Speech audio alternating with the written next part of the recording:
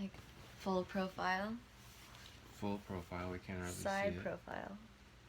Maybe we could be facing like different. We could be back to back. Maybe we can pretend like we're riding in a bus. Or on a horse. If we're on a bus, we just have to be like shaking.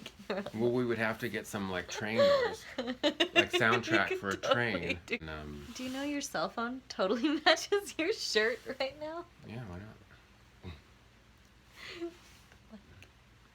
Huh? What?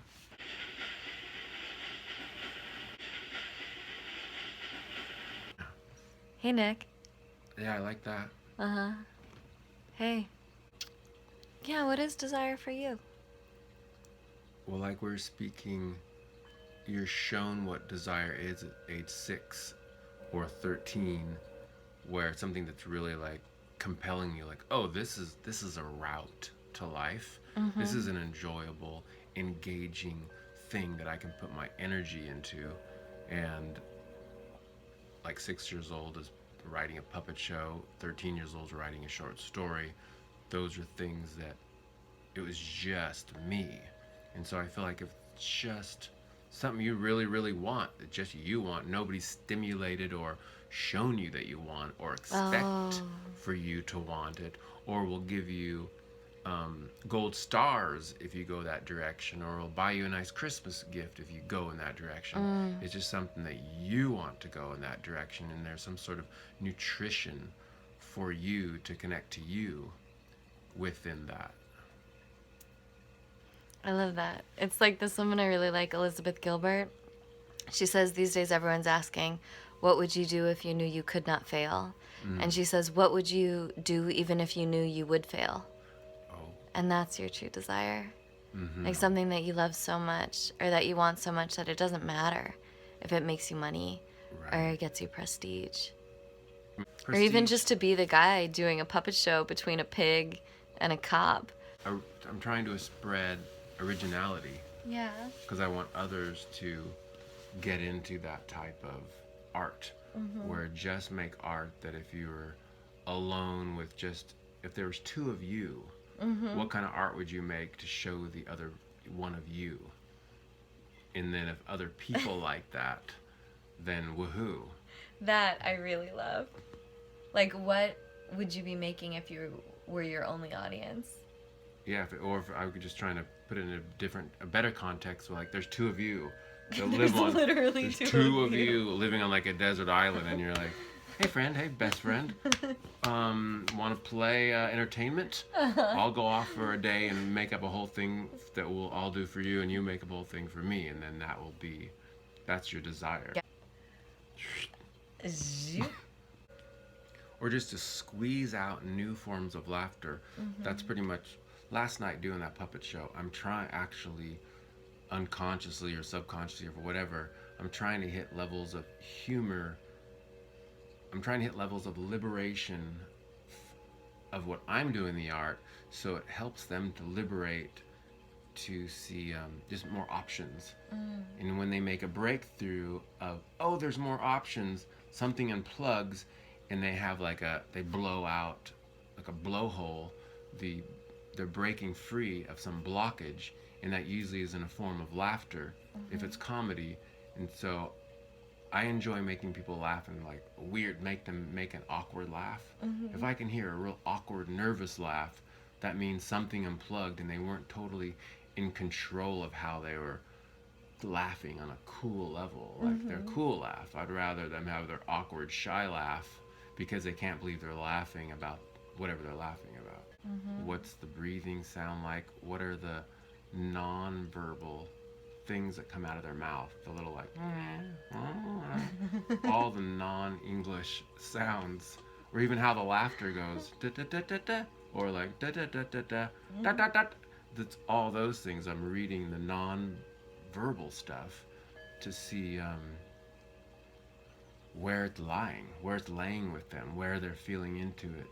Like if somebody laughs about something, sometimes I sense crying within a good laughter. I actually feel the cry, the tears in like a powerful laughter sometimes. Or maybe even consistent with somebody, there's always an underlying cry underneath the whole ride, and that tunes me in to their sadness just because I'm getting them to emote in a non-verbal way. So I never really thought about that. It's like I like to make people laugh because I get a lot of readings from the soundscape of their laughter. I feel like I'm a very rare two spirit. Yeah. I'm really rare two spirit. Where last year the 74-year-old Bolivian shaman woman, she stayed with me for a day and a half. After a day and a half of being with me, she just like looked at me and she was like, "You are so rare. You're born like kids are being born now, but you were born way back then, and it's amazing that you're even alive for what your surroundings is." And then she said the thing that's so funny. She was like, "You're so rare that women don't get you, do they?" And I was like, "Oh God, you don't even know. They don't get you. And you actually, your easy way to come back into this life, what's normally done," and she said that she was usually somebody of whatever your past lives were and what you've been, come back, and you, the easy route for you is to be a gay leader. Like, like you're here, we're here, we're queer. She actually said that. She actually like that's the easy route for you. But you came back for the goddess. You're actually into women, and you're here to like see them like that, and you're a man. That is a big fucking deal and super rare. This older gay man was talking about what a two-spirit was, and I never heard of it. And he had this great take that he said back in the Indian days or whatever, they'd have the two-spirit, but it wasn't about sexuality. Right. It was about seeing the femininity world and the masculinity world all at the same time, and they were just treated as a seer, and they were just kind of like this exalted seer, and that's where it was. And then he explained that with like the degrading of where the white man is now, instead of taking the two spirit and being like, "Oh, they're the great seer," because we're at a lower vibration, our society doesn't have any outlet for the great seer. But because they are full of chi, because they're kind of like some sort of shaman, that's rerouted into sexuality. That's where their great chi, their great thing to the world, is rerouted into like, go to the gay bars and have like sex 8 times. Right. Like that's like the superhero of the lower dimensions. But in a higher dimension, it's not channeled into sexuality. It's channeled into like being a great seer. And that's the way he explained it. And I was like, wow. Totally. I mean, I even think about the fact that so many of the great artists throughout history were gay. And I think there's a lot of reasons for that. Like, one just being maybe there's a lot of creative, energetic potential in the anal tissue. And like if you're having regular penetration in your root chakra, it might release some sort of connection that also kind of kundalini rises up. And also I think a lot of creativity comes out of just being oppressed, you know? Yeah. Well, even talking to some goddess women lately and finding out like just how profound anal sex was for them. Yeah. Like it just balanced out their whole body like they've never ever known. And it's this whole other thing. It's a whole other realm.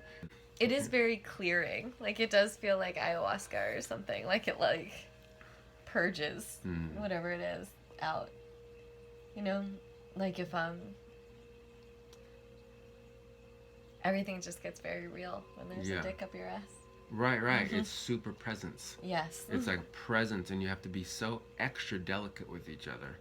The only time, a couple years ago, was the only time I did that with a girlfriend, and it was just so monumentally present. We're just like, we are so together right now. There is for sure, I thought that just regular sex, nothing's like, nothing matters. This is the only thing going on. But then that clicked it into like even a deeper area. The safety and acceptance of like, now we're dealing with like poop and like the grossest area just associated. We weren't. There was no poop around.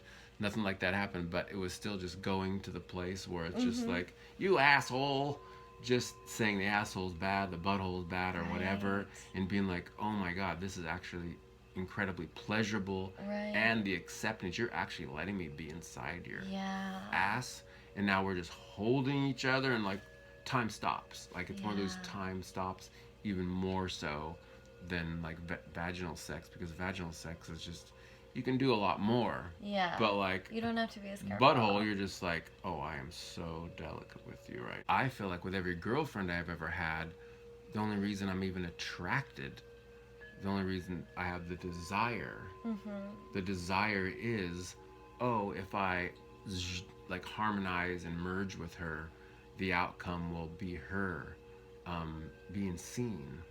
There's something about that that's part of the attraction, is feeling that sense of, I want to go on that journey with you. I want to like do these upgrades with you and tune you into yourself, so we can have this exchange. But rarely do they know what I'm doing, and rarely then do they know how to give back to make this like this thing that might be codependency. Like, I'm gonna do this for you, it's gonna be so great, and then you do it that's some form of codependency. It's like an enlightened codependency. Or say like years ago, somebody in the world of making love, she showed me her highest self of being like golden colored, and she had a massive scar right here, and then the scar went away, and she's showing me her like most golden Egyptian goddess self, and I'm just like, wow, I'm with you. And then a little later shows me her like fairy nymph that lives in the forest, and the eyelashes get like way big, and she turns into this like, wow, that's a super high vibe one. And then shows me her 8-year-old battered child that has like rotten teeth. And I can like see that, and I could see her like kind of like cowering, and then being able to like, oh, we're so transparent right now because there's so much acceptance in each other, that now I get to see like what's underneath, what's the biggest fear, and then shows that. And then I'm like, oh, then I just love it, and I love it, and it evolves and transfers the trauma. And that's when, like she said, that's when I fell in love with you, when I showed you the golden goddess. And I, of course, I accepted that, and I was like all like just like humbled that I would get to be with her in the goddess land. And the nymph, like once again, like wow. And then the battered child, and then I loved the battered child.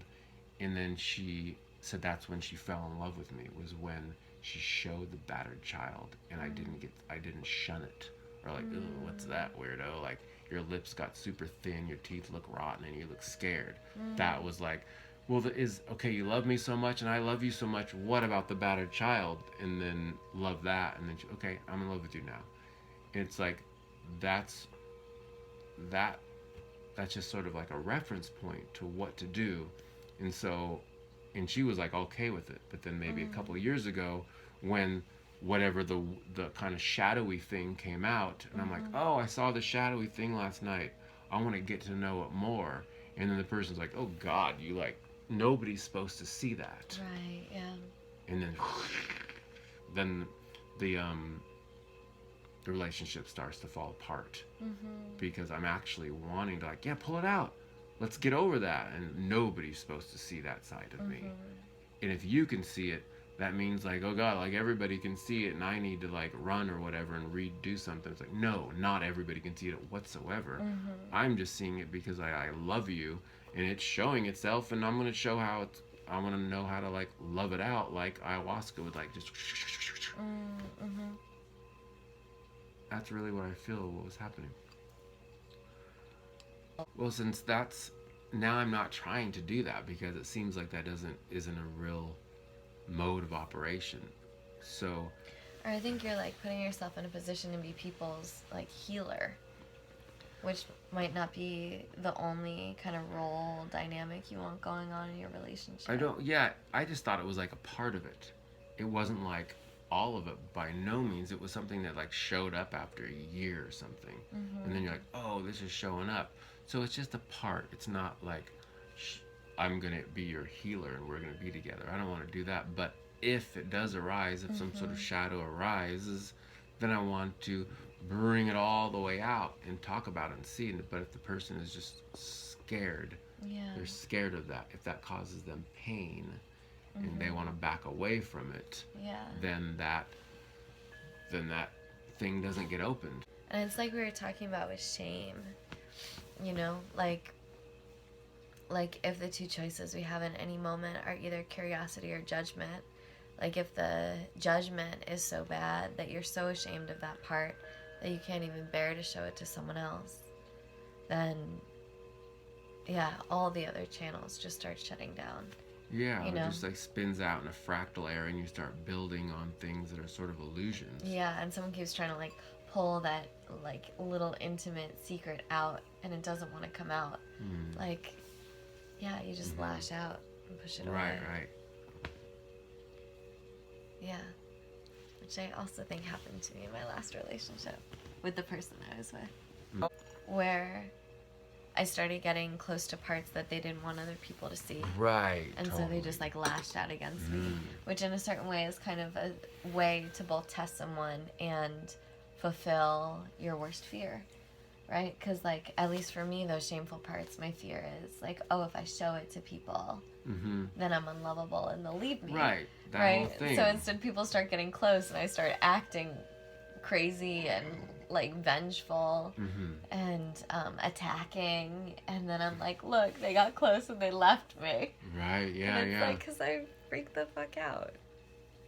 They were starting to get to that Pandora's box or something. Right, but it's because I was so ashamed of this thing. You know? And that's all those process groups are all about. Like, Right. let each other know about those things. Right and then from you the just start. glide through it. Yeah. It is easy to mutate. It's easy to be mutable, and I can sense what somebody's vision is, and I can like, oh, I totally see and feel your vision. So if you do this and this and this, it'll be better than that. But that's their planet. Yeah. And then you're not going to be aligned with like the good king and the good queen will never transpire unless you're just completely on your planet doing your thing, and then it happens.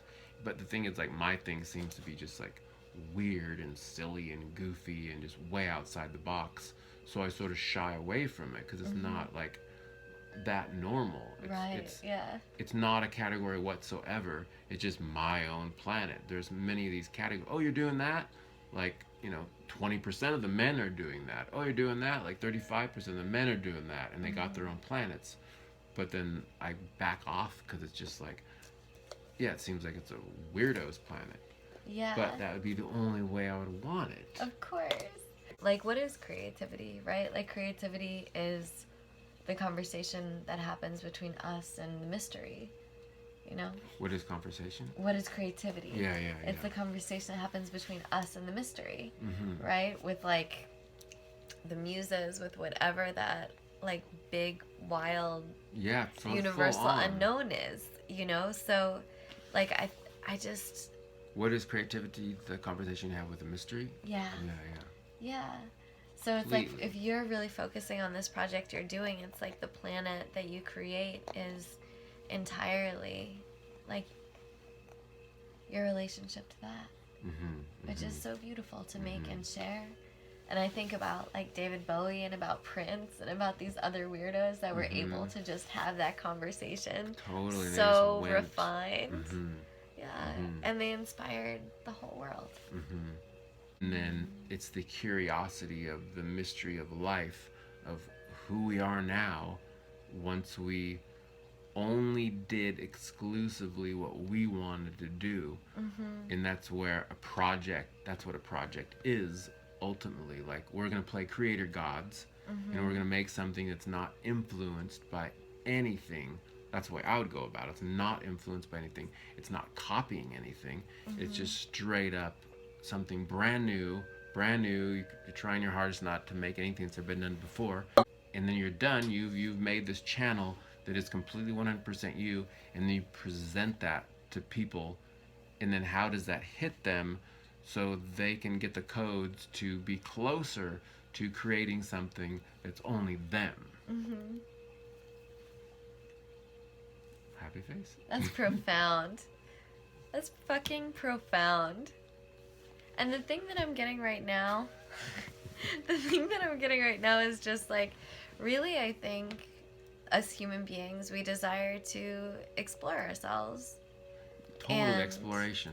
totally. And to explore experience. Like, even I think when we fall in love, like, so much of that is about being able to expand our sense of self. You know, we have like our whole internal universe, and we fall in love with someone else's internal universe, and it almost like expands us into them. And when we fall in love with books, with movies, with places, with feelings, with what, like, things in nature, it's like we expand our own sense of self. And even so much of desire, that's about sensory experience, that's about like the way something feels in your skin, or the way something helps you like orgasm and move energy, or whatever it is. It's just like a desire for us to know ourselves in like 10,000 million different ways. Yeah, that's really the core of creating something that never exists. It's the desire Yeah, to know oneself totally. by blocking out everything. Nobody's Yeah. the boss of me. Right. And then creating, and then you're like, who am I? It doesn't happen really in mainstream movies, but if you look at old movies in the 70s, so many of them are just weird, Right. weird shit. Yeah. And it's just somebody like, yeah, I was the boss of this whole thing. Nobody told me how to guide this. Nobody said they'll give me this much money if I make it like this. This is just my thing. And Yeah. now when you watch it, you're just like, wow, that was just somebody's Amazing. thing. There was nothing about marketing or trying to guide anybody. They're just like, accept me as is. Right. And then you're like, oh, I will accept you as is. That took a God, a creator God, to make that. So now you're fully Yeah. accepted. And then let's just let that snowball and like affect other things and fractal into full acceptance of you being a creator God. I think that's my desire, is being able to be a weird mix of things, Mm-hmm. but having all of those things present and in conversation with each other. So it's not like I have to be like, I'm a writer, I'm a spiritual person, I'm an activist, I'm a like hip hop dancer. Yeah, you yeah. know, it's like I can be all of the parts of myself, and like be more in whatever feels more right to me at the time. Mm-hmm. And then I'm accepted for that. Mm-hmm. Which means, I think, a lot of working with my own shame. Yeah, I'm working with your own shame because it's like the shame that makes me think that I want to show certain parts and not other parts. Or it's the shame that makes me think that people will love and accept certain parts and not other parts. And it's like, if I can work with that and value all of the parts of me, then I can be that much more of a weird little mix of things. Like you said, sort of going more towards like a social archetype than to be the complex worlds that we are. Mm-hmm. I think it's also pretty fun to try to have an umbrella over Yeah. the whole thing, and then see on a level of like distillation or alchemy how many things you can merge together for basically like a one person show. Yeah, totally. And then it just morphs into this, and it morphs into that, and morphs into that, and it's all a certain container of everything that you are. So that's like your world. Right, yeah. And you play all the different roles, but it's under a certain umbrella that it all fits. Right. That's a pretty great thing. Yeah, but it has to be a true umbrella, is all I'm saying. Because if you had a one-person show which was like, hi, I'm Mariah Karina, the massage therapist, that would be a really shitty one-person show, because it would just be like a tiny, like, thumbnail fraction of the real person. Like, one-person shows are exciting when, yeah, of course they've done that work of integration, but really, the world is rich and textured and diverse and complex and totally unique.